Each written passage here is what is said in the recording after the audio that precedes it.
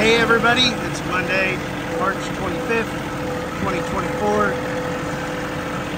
Heading up here to the top of the property, so hopefully you can hear me over the tractor. But Wes and I were talking about the common areas here in the neighborhood. And the neighborhood has an association, and we were paying about $6,500 a year for someone to mow the common areas. Amongst other things we paid for, but that was our biggest expense. So as a neighborhood, we decided to start taking care of the common areas ourselves, you know, those areas in front of our own property. So like everything else here at Deer Run Farm, there's a bump. Everything else here at Deer Run Farm, there's a learning curve. And even though I've mowed all of our area once already this year, I haven't mowed the common area. And we haven't gotten rain in 2 or 3 days, but I decided to try to mow up here in our common area, and I got the mower stuck.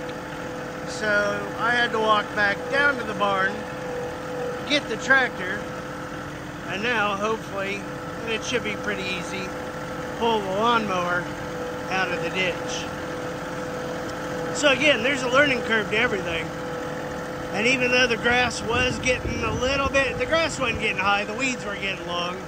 I decided I'd knock it down, but I should have just let it go until I knew it was dry up here again. But again, learning curve.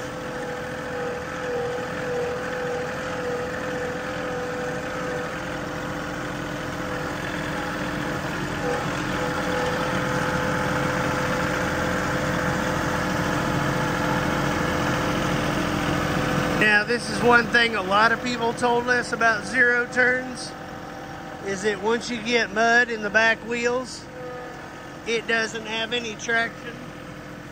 But once you get it stuck also in a storm ditch, it doesn't have any traction either.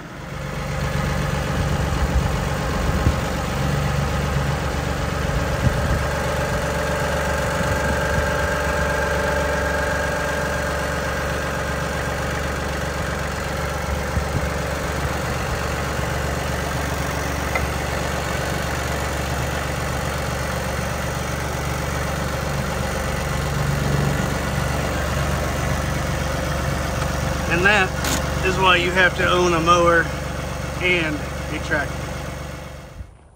All right, with the mower out of the ditch, it wasn't good. Like I said, learning curve. Time to go and hose this thing off, because once you have mud in those tires, it doesn't ride or drive on anything. But yeah, it was more that there was a ditch there that I got stuck in, and it's wet. So that was fun. I think we'll let the grass continue to grow. But again, this is the areas that, this is our property up here all the way to the fence. So we agreed to maintain it ourselves. The neighborhood as a whole has to still maintain all the stormwater area, but I have a feeling that responsibility is going to fall on me, and we'll just have to do I don't know, once a year cleanup of that storm ditch that we did, and it worked out great because 2 hours later and it was all done. But this whole area down here, this is all ours, so I got to mow that. But again, it's so wet in here that it's going to do more damage than good. But fun day. We'll go down and check on the Emily's office and see how that's going. Down here by the barn, these two Canada geese have been showing up. They'll leave for a half a day or maybe even a full day, but I'm pretty sure, like I said before, it's the same two that have been hanging out here. Rudy seems to think that they are mating and that we're gonna probably have a nest or an egg here somewhere, but these guys are getting braver and braver, coming up to Emily, and she kind of threw out some wild bird seed. So that's another reason they've been hanging out closer to the barn. But coming up in here, you can see some of the shiplap has gone, and it's gone up here.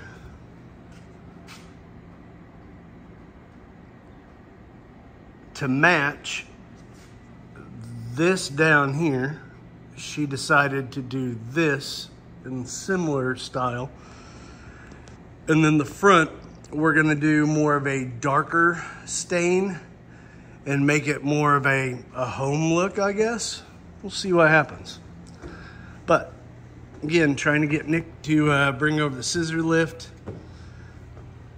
because we'll start enclosing all that. This is done. I had to frame out all this and up there, so I got that done real quick. It's pretty easy.